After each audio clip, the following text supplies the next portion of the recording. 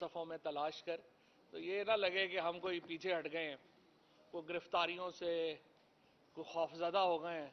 رات کے اندھیروں میں جو لوگ اٹھاتے ہیں وہ دن کی روشنیوں کی تاب نہیں لا سکتے، اور اسی لیے یہ ساری کارروائیاں راتوں کو ہوتی ہیں، چاہے انہوں نے کسی کو اریسٹ کرنا ہو، چاہے کسی کے اوپر جھوٹے کیس بنانے ہوں، یہ سارے معاملات آدھی راتوں کو ہی ہو رہے ہیں۔ رات کو پھر جب صبح اٹھے تو پتہ چلا کہ انہوں نے شیخ رشید صاحب کے اوپر کیس بنا دیا ہے، عمران ریاض صاحب جو ہیں ان کو گرفتار کر لیا گیا ہے، اور خیبر پختونخوا میں جہاں پہ اس وقت لہو لہو ہے، اس وقت تمام جو پاکستان ہے اور خصوصاً خیبر پختونخوا ہے جس دکھ اور کرب سے گزر رہا ہے، اس کے زخموں کے اوپر مرہم رکھنے کے بجائے خیبر پختونخوا کی بیٹی شندانہ گلزار کے اوپر غداری کا مقدمہ کر دیا گیا۔ مجھے سمجھ نہیں آ رہی کیا تھاٹ پروسیس ہے، یہ معاملہ کیسے چل رہا ہے، اور کون عقل مند یہ مشورے دے رہا ہے، جب پاکستان کو ضرورت ہے کہ نفرتیں کم ہوں، جب پاکستان کو ضرورت ہے کہ معاملات میں ایک ٹھہراؤ آئے، اس وقت پاکستان کو ڈی سٹیبلائز کیا جا رہا ہے۔ جب ہم دیکھتے ہیں جو 6 مہینے سے، پہلی بات تو یہ ہے کہ جو تحریک انصاف کا یہاں پہ 3.5 سال کے قریب وقت گزرا، ہم نے دہشت گردی کے اوپر بہت ہی احسن طریقے سے قابو پایا۔ پاکستان میں ایک دھماکہ نہیں ہوا قابل ذکر جس کے اوپر جس سے کوئی اس ریجن ہل گئی ہو، اور میں آپ کو یہاں پہ یہ بھی بتانا چاہتا ہوں کہ یہ وہ دور تھا جب افغانستان کے اندر ایک بہت بڑی تبدیلی آ رہی تھی۔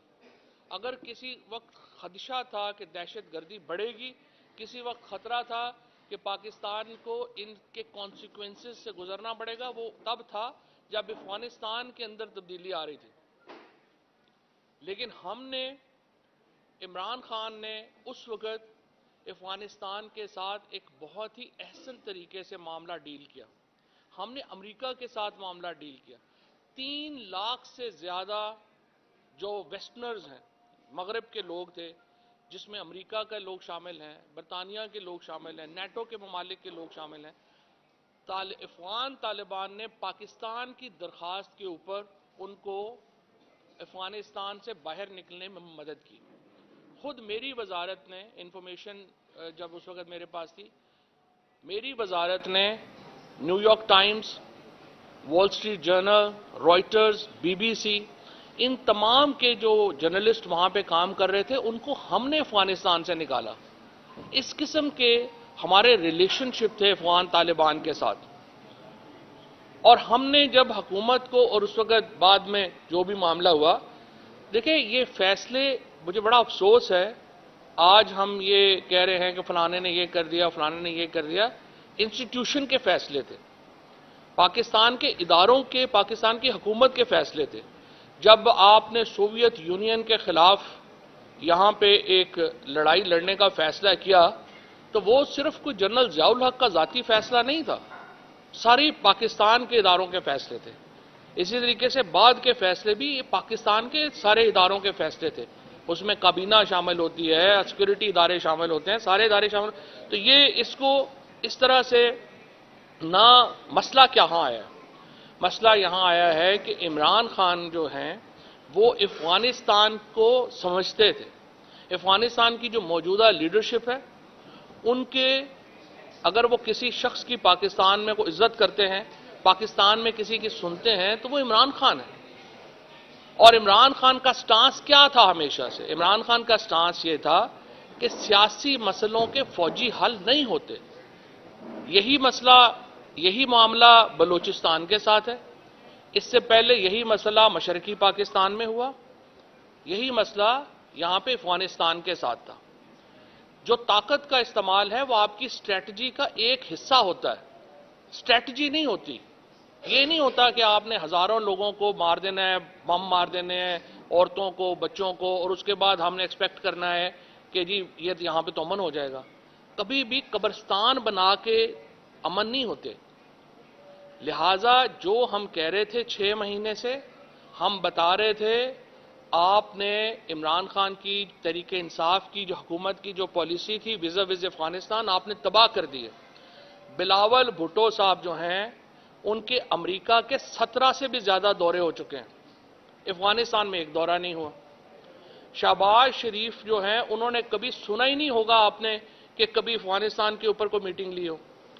آپ یہ ٹی ٹی پی کا جو معاملہ ہے حل نہیں کر سکتے جب تک افغانستان کی لیڈرشپ آپ کی پشت پہ نہیں ہوگی, جب تک آپ کو ایک ڈپلومیٹک ریلیشن شپ آپ کے ان کے ساتھ ایک ریلیشن شپ نہیں ہوں گے. کیونکہ سمپل بات ہے, حملہ لوگ کرتے ہیں اس کے بعد وہ افغانستان چلے جاتے ہیں.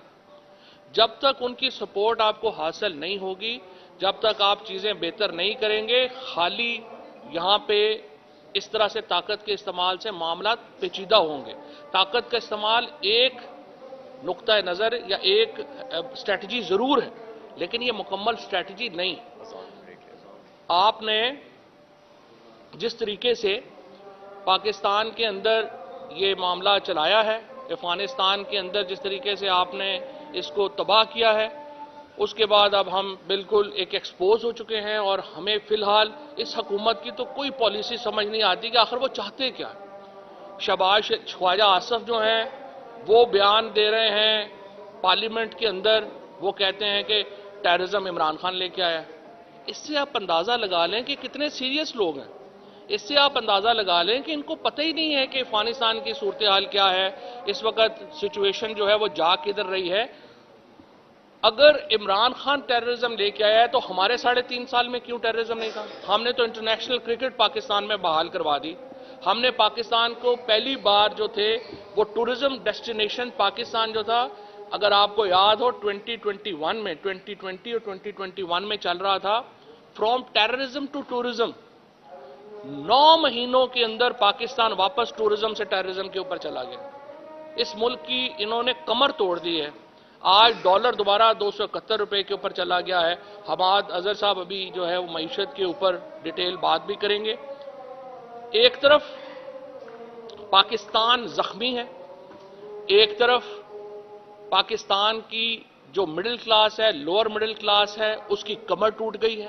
30,000 روپے سے لے کے 2 لاکھ روپے مہینہ تک کمانے والا جو شخص ہے وہ اس وقت غربت کی چکی میں پس گیا. اس کو سمجھ ہی نہیں آ رہی بچوں کی فیس کیسے دینی ہے, تیل کی قیمتیں جو ہیں وہ کدھر چلی گئی ہیں, اور اس کے بعد دہشت گردی واپس آ گئی. اب جب اس قدر صورتحال آپ کی گھمبیر ہے تو بجائے اس کے کہ آپ پولیٹیکل فورسز ادارے بیٹھیں اور کچھ سلوشن کی طرف جائیں, آپ نے گرفتاریاں شروع کر دیں. پہلے مجھے گرفتار کیا گیا, سب سے پہلے شہباز گل کو جو ہے یہاں پہ گرفتار کیا گیا, پھر اعظم سواتی کو گرفتار کیا گیا, پھر مجھے گرفتار کیا گیا. اب رات کو جو ہے آپ نے عمران ریاض کو, شیخ رشید صاحب کو گرفتار کر لیا ہے. اور جو شندانہ ہے ان کے اوپر آپ نے پرچہ کاٹ دیا. اب آپ مجھے بتائیں پاکستان جو ہے وہ اس وقت اس تقسیم کا متحمل ہو سکتا ہے؟ ہرگز. اس چیز سے تو جو آپ کی ایک نئے اوفینسز جو ہیں وہ کریٹ کیے جا رہے ہیں. پہلے جناب اپنا وہ تھا کہ توہین حکومت ایک غداری ہے, پھر پتہ چلا جی توہین الیکشن کمیشن بھی غداری ہے, پھر توہین جو جنرل صاحبان ہیں وہ بھی غداری ہے, پھر جی توہین فلانا بھی جو ہے وہ غداری ہے. اگر پورا ملک غدار ہے, میں نے کل بھی یہ سوال رکھا تھا کہ اگر جہلم کا ایم این اے اور میاں والی کا ایم این اے غدار ہے تو پھر مجھے بتائیں پاکستان کا وفادار یہاں پہ کون ہے؟ اگر سب سے زیادہ لوگ جو اس وقت فوج کے اندر جو شہادتیں ہوتی ہیں وہ تو میرے لوگوں کی ہوتی ہیں. ہم جو تحصیل پنڈادن خان کے جیلم کے لوگ ہیں ہم دفناتے ہیں اپنے بچوں کو. میاں والی میں عمران خان ایم این اے ہے, وہاں سے سرگودا سے, یہ ریجن سارے کی ساری یہی ریجن جو ہے فوج ہم سے علیحدہ کیسے ہو سکتی ہے؟ فوج سے ہماری یا اداروں سے ہماری جو ہے وہ جھگڑا کیسے ہو سکتا ہے؟ ہم اداروں سے ہے, ادارے ہم سے ہیں.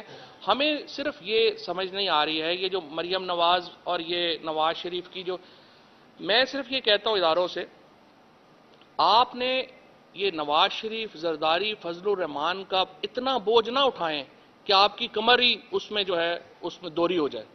آپ نے ان نالائق، نااہل اور احمق حکمرانوں کا اور کرپٹ حکمرانوں کا اتنا بوجھ اٹھایا ہے کہ آپ کی کمر دوری ہو گئی.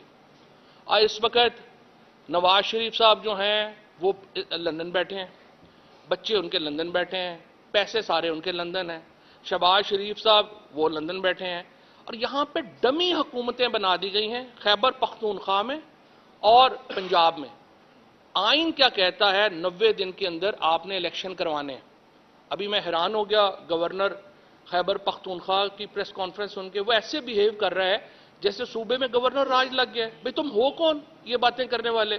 اور تم بتا کیوں رہے ہو کہ یہ ایک پالیسی ہے اور وہ پالیسی ہے؟ You are nobody. Chief minister کے پی جو انٹرم لگے ہیں، وہ جو 1.5 مہینہ یا 2 مہینے چلانا ہے وہ انہوں نے چلانا ہے. اور پنجاب میں ایسی کابینہ لگائی گئی ہے جن کو گھر والے بھی نہیں جانتے یہ کون ہے. جو لوگ گھر سے اپنے محلے سے کونسلر الیکٹ نہیں ہو سکتا وہ وزیر اعلیٰ ہے، اور وہ چاہتا یہ ہے کہ میرا اقتدار ہی ختم نہ ہو. جو اس وقت پنجاب کی کابینہ میں لوگ بیٹھے ہوئے ہیں، ان کو اپنے گھر والے دوبارہ سالن دینے کو دوسری پلیٹ مانگے نا، وہ منہ تھپڑ مارتے تم ہو کون. ان کو آپ نے وزیر لگا دیے، اور اب آپ کی خواہش یہ ہے معصوم سی کہ یہ وزیر اعلیٰ، یہ ڈمی جو امپوز کیا گیا ہے، اور اس کی کابینہ وہ ہم پہ حکمرانی کرے. اور اب ان کو بھی بات کریں گے تو آپ کو توہین جناب اپنا وزیر اعلیٰ کا نوٹس آ جائے گا. جس طریقے سے 90 دن کے بعد 91st ڈے ہوتا ہے اور پاکستان میں الیکشن نہیں ہوتے، پاکستان میں آئین کو ختم تصور کیا جائے گا. جو عدالت، دیکھیں میں نے اس دن بھی یہ بات کہی تھی، میں دھمکی ومکی نہیں دے رہا، ہم تو دھمکی دے ہی نہیں سکتے. میں آپ کو زمانے کی جو میں نے دیکھا ہے، جو کتابوں میں لکھا ہے، جو آپ نے پڑھا ہے، وہ ایک بڑی سمپل سا اصول ہے. وقت ایک سا نہیں رہتا. وہ جب مامون الرشید نے اپنے وزیر کو کہا کہ مجھے کوئی ایسی نصیحت کرو کہ اچھے وقت میں بھی میں دیکھوں تو اس سے مجھے سبق ہو، اور برے وقت میں بھی دیکھوں تو مجھے اس سے سبق ہو، تو اس نے اس کو انگوٹھی دی جس کے اندر لکھا ہوا تھا یہ وقت بھی گزر جائے گا، یہ وقت بھی گزر جائے گا.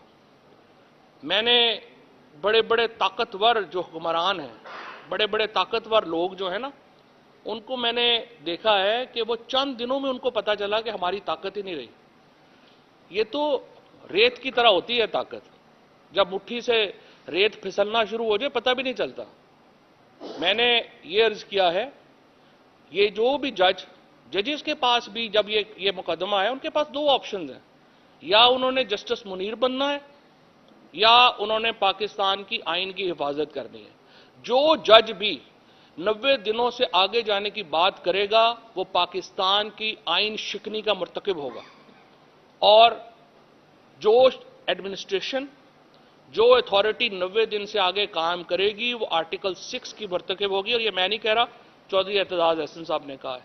پاکستان کے تمام جید وکلا، پاکستان کی تمام لیگل فریٹرنیٹی اس کے اوپر متفق ہے کہ 90 دنوں میں اگر پنجاب میں، خیبر پختونخوا میں الیکشن نہیں ہوتے، آپ آئین شکنی کر رہے ہوں گے. اور یہ دونوں گورنرز جنہوں نے ابھی تک یہ تاریخ نہیں دی، وہ اگر تاریخ نہیں دیتے تو دونوں کے اوپر آرٹیکل 6 اپلائی ہوگا. اور موجودہ حکومتوں میں لوگ جو شامل ہیں، اگر وہ 90 دن کے بعد 91st ڈے کوئی چیز سائن کریں گے وہ آرٹیکل 6 کے مرتکب ہوں گے. اور دیکھتے ہیں کہ سچویشن آگے کیسے چلتی ہے. ابھی تک تو صورتحال یہ ہے کہ نہ ان سے ملک مینج ہو رہا ہے، نہ عمران خان مینج ہو رہا ہے. اور عمران خان کو مینج کرنے کے چکر میں انہوں نے ملک کا جو ہے وہ سارا بیڑا جو ہے وہ غرق کر دیا ہے. اور اکانومی اور جو سچویشن ہے وہ آپ کے سامنے، آپ کے ساتھ چل رہی ہے. نون لیگ کا اور آصف زرداری کا، نواز شریف فیملی کا کوئی پولیٹیکل فیوچر نہیں ہے. ہمیں ان کا کوئی پرابلم نہیں ہے. مریم نواز جو تھیں وہ جب سے سوئٹزرلینڈ سے سرجری کرا کے آئی ہیں، اتنا وقت انہوں نے گزارا تھا. میرا تو ان کو مشورہ تھا کہ کسی نفسیاتی ڈاکٹر سے اپنا علاج بھی کروا لیتی، سائیکیٹرک علاج بھی ان کا ہو جاتا تو ذرا شاید بہتر باتیں ہوتی. شریف فیملی کا کوئی فیوچر نہیں ہے پاکستان میں. یہ آخری 3 مہینے 4 مہینے وہ گزار لیں، زرداری صاحب بھی 3 مہینے 4 مہینے گزار لیں. جب بھی حکومت آئے گی تحریک انصاف کی، نئی اپوزیشن جنم لے گی. पाकिस्तान के अंदर अपोजिशन की स्लॉट अभी खाली होनी है, और ये मैं देख रहा हूं कि ये जिस तरीके से सिचुएशन डेवलप हो रही है और कई लोग जो हैं वो अपोजिशन को आए कर रहे हैं, ये बिल्कुल सही है, ये एक डेमोक्रेटिक प्रोसेस है। अपोजिशन, नई अपोजिशन ने जन्म लेना है। जो एवरेज एज है इस वक्त नून लीग के लीडरों की वो 80-80 साल है। इनके साथ तो कोई यंगस्टर तो कोई गया ही नहीं है, लिहाजा ये जो इनकी पूरी स्लॉट है ये खाली होनी है इस इलेक्शन के बाद, और नई अपोजिशन ने पाकिस्तान में जन्म लेना है। ये लोग जो हैं ये आखिरी अपना जो है वो आप समझिए साल सियासत में गुजार रहे हैं, और ये कितनी देर गुजार सकते हैं ये हम देख लेंगे। और जहां तक इस बात का ताल्लुक है कि हम क्या चाहते हैं, हम ये चाहते हैं कि पाकिस्तान के अंदर जो फासले हैं वो कम हों।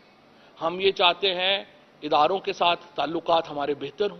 हम चाहते हैं कि पाकिस्तान को हम एक मुस्तहकम आईनी ममलिकत की तरफ लेके चलें। हम ये चाहते हैं पाकिस्तान में इंसानी हकूक का एहतराम हो। हम ये चाहते हैं पाकिस्तान में आइन के मुताबिक इंतखाबात का इनाकाद हो, और इंतखाबात के अलावा पाकिस्तान में हल कोई नहीं किसी के पास। आप जो मर्जी कर लें, आपको इंतखाबात कराने पड़ने हैं। फर्क सिर्फ ये है कि आपने ये देखना है, आपने ज्यादा नुकसान करके इलेक्शन करवाने हैं, आपने कम नुकसान करके इलेक्शन करवाने हैं। आपको इलेक्शन जो है वो बाहर सूरत करवाने पड़ेंगे। हमाद अजहर साहब से मैं रिक्वेस्ट करूंगा कि आप।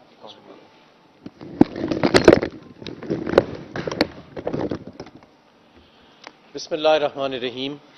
पाकिस्तान की जो माशी सूरत हाल है वो भी कोई सियासी सूरत हाल से इस वक्त ज़्यादा मुख्तलिफ नहीं है।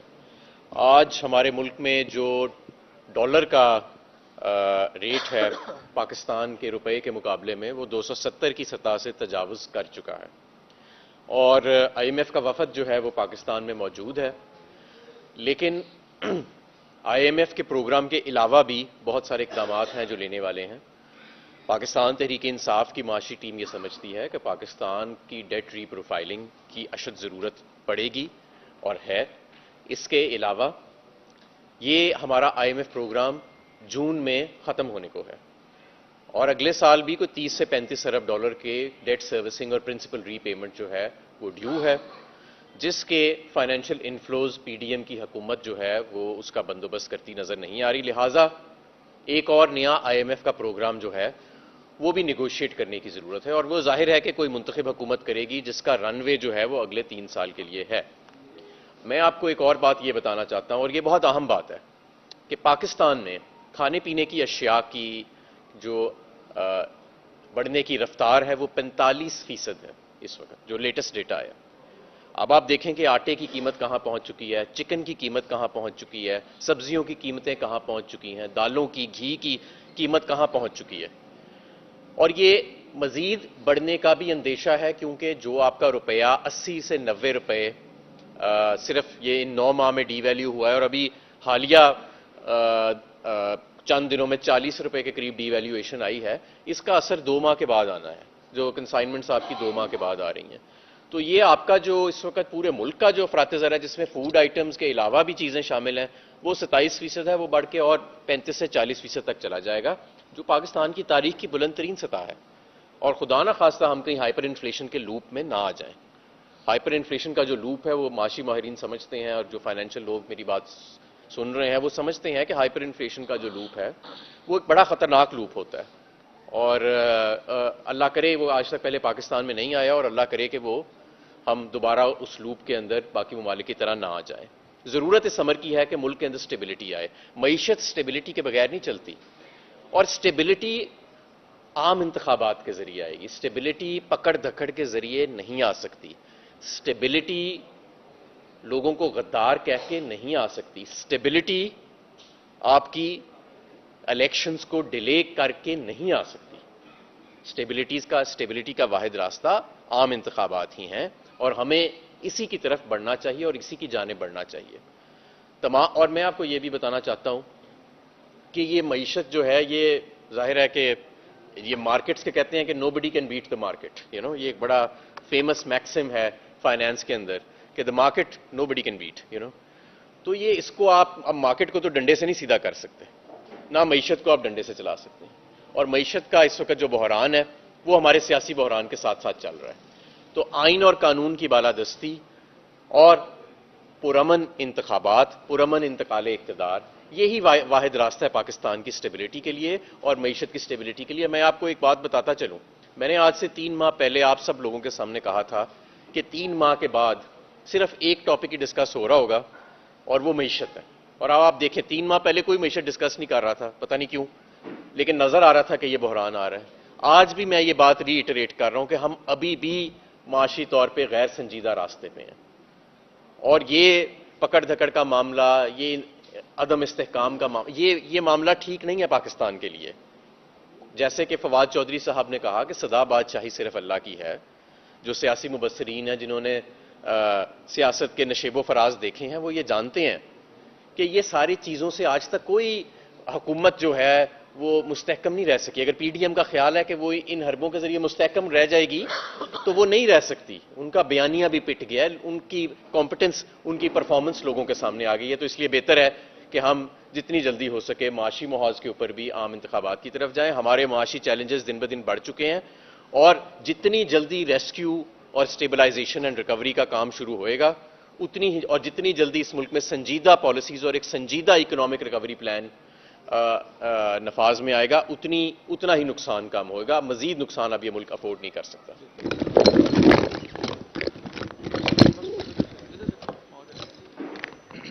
بسم اللہ الرحمن الرحیم۔ جیسا کہ سب سے پہلے میں دہشت گردی پہ بات کروں گا، جو ریسنٹلی آپ نے دیکھا جو واقعہ ہوا، جو دل خراش واقعہ تھا، جو ہمارے بہادر خیبر پختونخوا کے پولیس کے جوان اور افسران کے ساتھ ہوا، دل دہلا دینے والا واقعہ ہے۔ پہلے بھی خیبر پختونخوا نے سب سے زیادہ قربانی دی کیونکہ وہ فرنٹ لائن پہ ہیں۔ آپ نے ایک بات دیکھی ہوگی کہ ہر پولیٹیکل پارٹی کی پوری دنیا میں، آپ امریکہ لے لیں، آپ یورپ لے لیں، کوئی ملک لے لیں، پاکستان لے لیں، ہر پولیٹیکل پارٹی کی معاشی پالیسی بھی تقریباً فرق ہوتی ہے دوسری پولیٹیکل پارٹی سے، فورن پالیسی بھی فرق ہوتی ہے۔ ٹیررزم سے ریلیٹڈ ایون امریکہ کے اندر ریپبلکن کی ہو، ڈیموکریٹس کی ہو، آپ کو وار کی انگیجمنٹس کس کس کنٹری کے ساتھ کرنی، کہاں جنگ چھیڑنی، کہاں نہیں چھیڑنی، آپ کو نظر آئے گا، بڑی واضح پالیسی، واضح شفٹ ہوتی ہے۔ اس چیز کا مظاہرہ آپ لوگ آلریڈی دیکھ چکے ہیں کہ دہشت گردی کے اوپر پاکستان پیپلز پارٹی کی پالیسی مختلف تھی، پاکستان مسلم لیگ نون کی پالیسی مختلف تھی، اور عمران خان اور پاکستان تحریک انصاف کی پالیسی بہت مختلف تھی۔ عمران خان یہ سمجھتے ہیں کہ خطے میں جن لوگوں نے پرماننٹ ایک دوسرے کے ساتھ رہنا ہے وہ ہمسائے اپنے بدلے نہیں جا سکتے۔ عمران خان یہ سمجھتے ہیں کہ انلیس کہ کسی کا بیہیویئر ہندوستان کی طرح کا ہو جو انگیجمنٹ کرنا ہی نہ چاہتا ہو، اگر کہیں پہ انگیجمنٹ کی جگہ موجود ہو تو سب سے پہلے وہ کرنی چاہیے، تاکہ کسی بھی سائڈ پہ اتنا خون نہ بہہ سکے۔ کیونکہ یہ ذہن میں رکھیے گا کہ خون کے لگے ہوئے داغ پانی تو دھو سکتا ہے، خون نہیں دھو سکتا۔ خون سے آپ جتنے بھی داغ دھونے کی کوشش کریں گے اس سے اور داغ لگیں گے۔ تو عمران خان ہمیشہ انگیجمنٹ کی پالیسی پہ بات کرنا چاہتے تھے، لیکن اس سے ہوا کیا؟ عمران خان صاحب کو ایبسلیوٹلی ناٹ کہنے پہ گھر جانا پڑا۔ اب جب ہم دوبارہ ایک دفعہ دہشت گردی کے اس ازدہے کا سامنا کرنے کے لیے ایک دہانے پہ کھڑے ہیں، تو کیا اس ملک کی عوام جو آئین پاکستان کہتا ہے اقتدار اعلیٰ سب سے پہلے رب العزت کے پاس، اس کے بعد اس ملک کی عوام کے پاس ہے کہ وہ چنیں کہ میرے ملک کی اکنامک پالیسی کیا ہوگی، میرے ملک کی فورن پالیسی کیا ہوگی، میرے ملک نے اگر کسی سے جنگ لڑنی ہے تو وہ کہاں لڑنی ہے، کیوں لڑنی ہے۔ تو یہ عوام نے فیصلہ کرنا ہے کہ انہیں کس لیڈر کی بات، کس پارٹی کی بات زیادہ بہتر لگتی ہے۔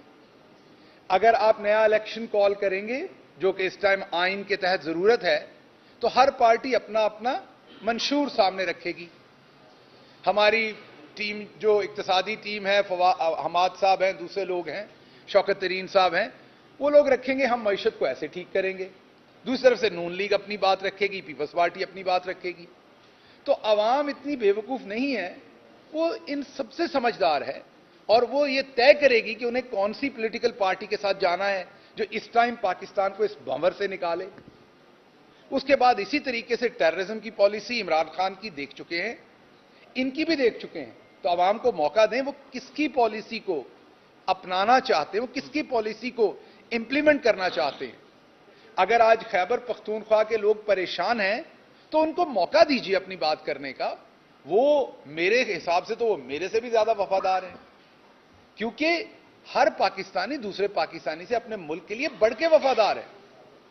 ابھی میں قید تھا یا فواد چودھری, تو جو وہاں پر ہمارے دوست تھے, رانجھا صاحب ہوں یا نواز صاحب ہوں, ہمارے نیو یارک کے پریزیڈنٹ, جس طریقے سے وہ وہاں پریشان تھے, یا ملک میں سیلاب آیا تھا تب جب وہ پریشان تھے, یا جب ہمارے بہادر افواج کا کوئی سپاہی ہو یا آفیسر ہو جب وہ شہید ہوتا ہے ٹیررزم میں, تو باہر جب جس طریقے سے لوگ پریشان ہوتے ہیں, تو ہر پاکستانی جو ہے وہ محب وطن ہے.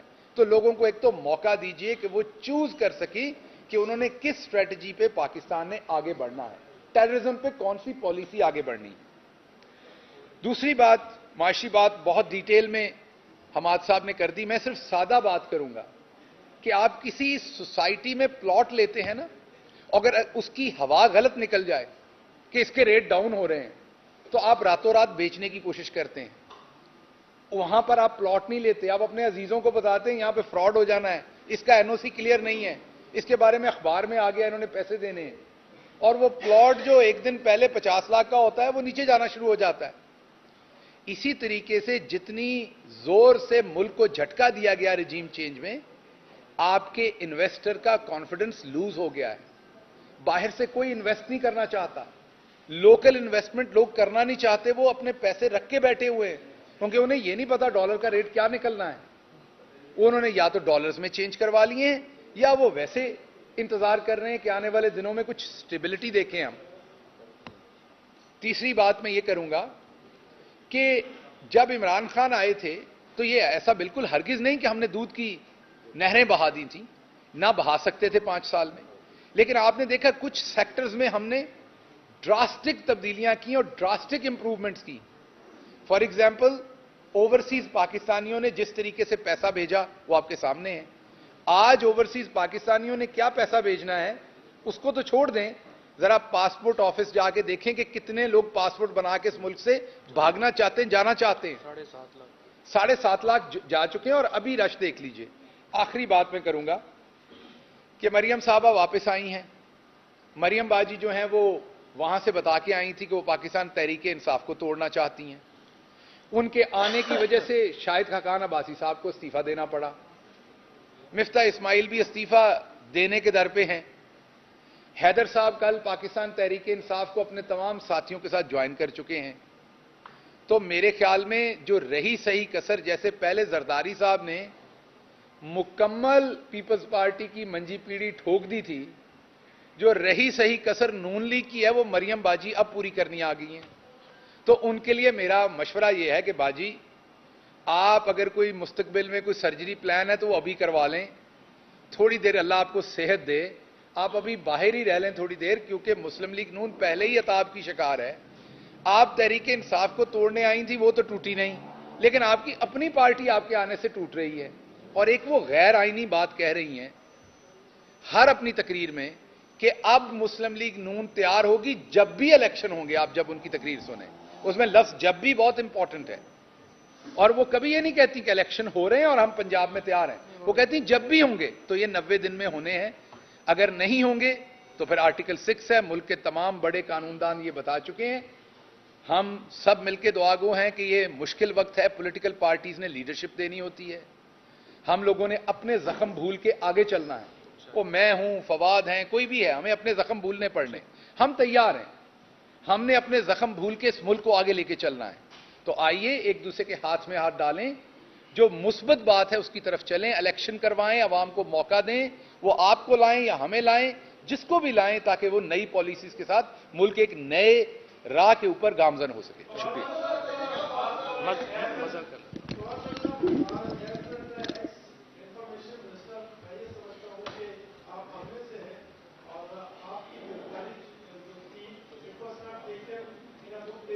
بہت شکریہ, بہت شکریہ, بہت شکریہ. تھینک یو مزید.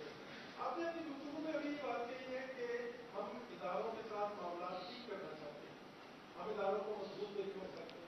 اچھا کہنے سے کیا معاملہ ٹھیک ہو جائیں گے یا کوئی پس پردہ کوششیں ہو رہی ہیں؟ کیونکہ پی ٹی آئی کی لیڈرشپ سے جب بھی بات ہوتی ہے میں نے حماد صاحب سے یہ پوچھا تھا کہ کیا اسٹیبلشمنٹ کے ساتھ آپ لوگ کی رابطے میں ہے تو کیا دونوں طرف آپ اس طرف کر کے بیٹھے ہیں اسٹیبلشمنٹ میں اس طرف کر کے بیٹھے تو اداروں سے تعلقات نہیں ایسی دیکھیں منہ دونوں طرف ادھر کر کے نہیں بیٹھے ہوئے, ہم ادھر کر کے بیٹھے ہوئے ہیں, وہ ادھر کر کے بیٹھے ہوئے ہیں. ہم تو کرنا چاہتے ہیں. دیکھیں بات بڑی سمپل ہے, ریاست اداروں کے بغیر کیسے چلے گی؟ ہمیں الیکشن کمیشن چاہیے, ہمیں فوج چاہیے, ہمیں پولیس چاہیے, ہمیں بیوروکریسی چاہیے, ہمیں میڈیا چاہیے. سوال یہ ہے کہ آپ کیسے چلائیں گے؟ لیکن دیکھیں جو جھگڑا کیا ہے, یہ نہیں ہو سکتا کہ ہم کہیں کہ جو فیصلے ہیں پاکستان میں وہ پاکستان کے عوام نہیں کریں گے, وہ فیصلے جو ہیں وہ ہم دوسرے لوگ کریں گے. فیصلوں کا حق انہیں پاکستان کے عوام کو دینا پڑے گا. یہ صرف ایک بنیادی نقطہ ہے, اس کے علاوہ کوئی پرابلم نہیں ہے. ہم اس کے اوپر کمپرومائز کرنے کو تیار نہیں ہو سکتے, کوئی بھی جمہوری ملک تیار نہیں ہو سکتا. یہ تو ہم اپنے آئین پہ ہی کمپرومائز کر دیں گے نا اگر ہم یہ کریں گے. آئین کے مطابق ہم تعلقات بنانا چاہتے ہیں, ہم تعلقات میں اگر کوئی جو غلطیاں ہیں, کوتاہیاں ہیں, وہ ہم دور بھی کرنے کو تیار ہیں. کمیونیکیشن کا ایشو ہے وہ بھی ہم کرنے کو تیار ہیں, لیکن فیصلوں کا حق عوام کا تسلیم کرنا پڑے گا. عوام کا حق اگر تسلیم نہیں ہوتا پھر تو دیکھیں نا, پھر تو پاکستان میں جدوجہدیں ہوئی ہیں, یہ جدوجہد بھی چلتی رہی.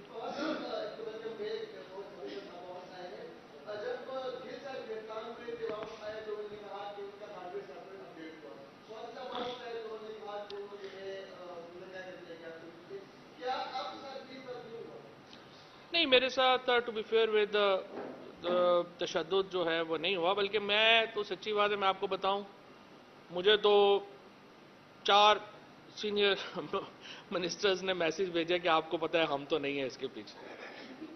اس کے بعد جنہوں نے ایف آئی آر کرائی ہے انہوں نے بھی کہا ہم تو نہیں ہیں اس کے پیچھے, اور باقی جگہوں نے بھی کہا ہم تو نہیں ہیں اس کے پیچھے.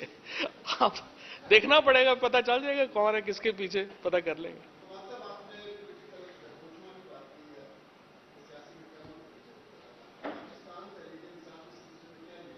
ہم انیشیٹو تو انہوں نے لینا ہے, ہم تو کہہ رہے ہیں دیکھیں سمپل, ہمارا بڑا مطالبہ ہی نہیں ہے, ہم تو کہہ رہے ہیں آئین پہ امپلیمنٹ کریں.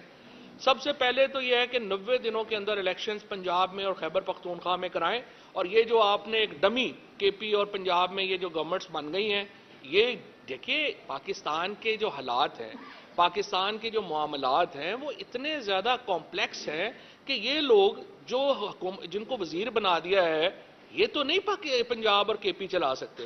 مطلب آپ مجھے بتائیں نا کہ یہ کوئی سٹی 42 تو نہیں ہے نا پنجاب, یہ اس کو چلانے کے لیے آپ کو ایک بندہ چاہیے جس کے کو جو ووٹ لے کے آیا ہو, جس کے پیچھے 12 کروڑ لوگ جو ہیں وہ کھڑے ہوں.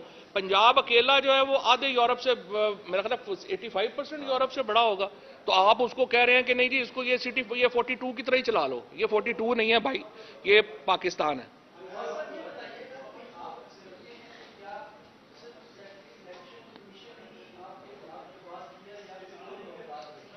وہ بس کیا کہیں, وہ سیکٹری الیکشن کمیشن کو بیچارے کو تو پتہ ہی نہیں ہے کیا.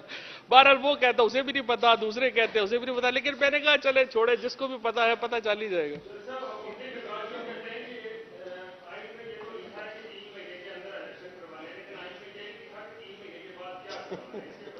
3 مہینے کے بعد بڑا سمپل ہے. 3 مہینے کے بعد یہ ہے کہ وہ کانسٹیٹیوشنلی حکومتیں ختم ہو جائیں گی. پاکستان کانسٹیٹیوشن کے انڈر نہیں رہے گا. اگر آپ 3 مہینے کے اندر الیکشن نہیں کرواتے, 3 مہینے کے بعد it will be a martial law in K P and Punjab. اس کے علاوہ اور کچھ سوال نہیں.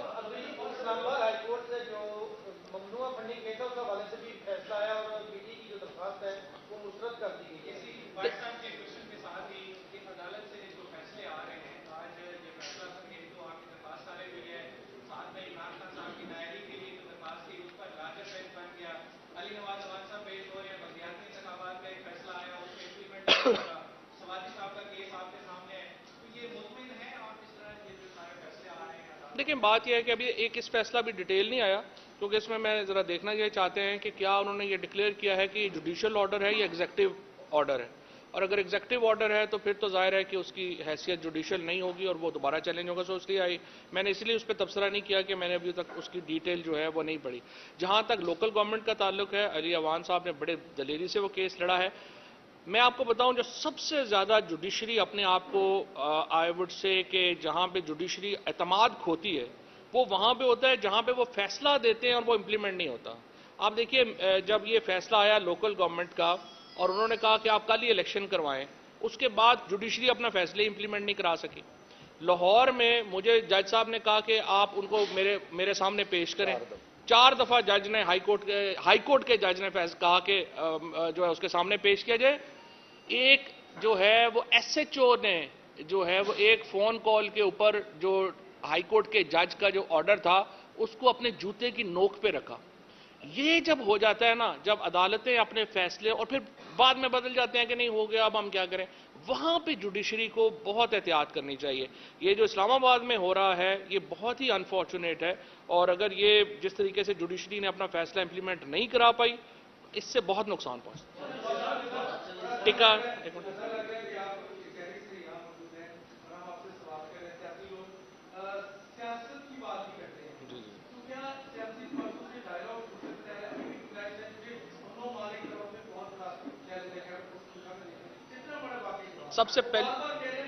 سب سے پہلی بات تو یہ ہے کہ سیاسی جماعتوں کے درمیان گفتگو کے بغیر تو بڑھا ہی نہیں جا سکتا آگے. 100% ہو سکتا ہے لیکن آپ آئین کے بالا تر تو مذاکرات نہیں کریں گے. جب آپ ان سے بات چیت کرتے ہیں وہ کہتے ہیں نہیں پہلے آپ ہمارے کیسز پہ بات کریں, وہ تو نہیں عمران خان کرے گا. 1100 ارب ایک طرف ہمارے پاس وہ کہتے ہیں زہر کھانے کو پیسے نہیں ہے, دوسری طرف 1100 ارب روپے کا این آر او ہو گیا. ساری کابینہ آپ دیکھیں وہ کبھی پاکستان میں ٹھہری ہی نہیں ہے. جب دیکھیں کوئی جہاز کے اوپر بیٹھا ہوا ادھر جا رہا ہے, کسی کی سرجری ہو رہی ہے, کسی کے دانت میں درد ہو گیا ہے, کسی کا گلا خراب ہے. عجیب و غریب ملک جو ہے طریقے سے ملک چلا رہے ہیں. سب سے پہلے انہیں آئین کو تسلیم کرنا ہوگا اور بات چیت کرنی ہوگی.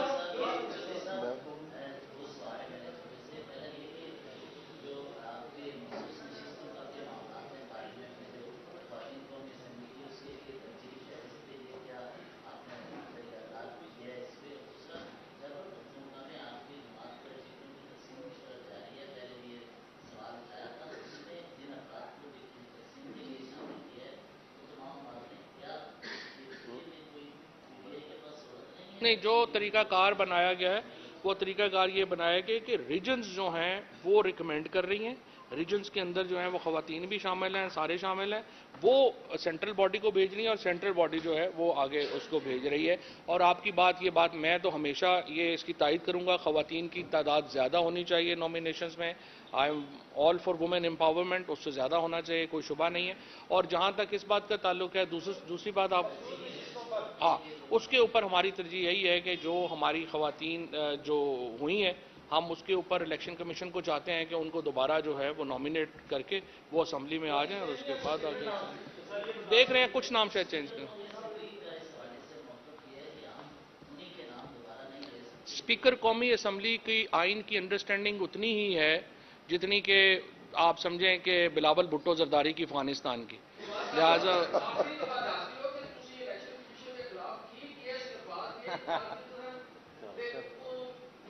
چلو کدی چنگا سوال بھی کرے. الیکشن کمیشن کے بارے میں جو کچھ کہا ہے وہ جو کچھ میں اس پہ قائم ہوں. چلو چنگا سوال بھی کرے.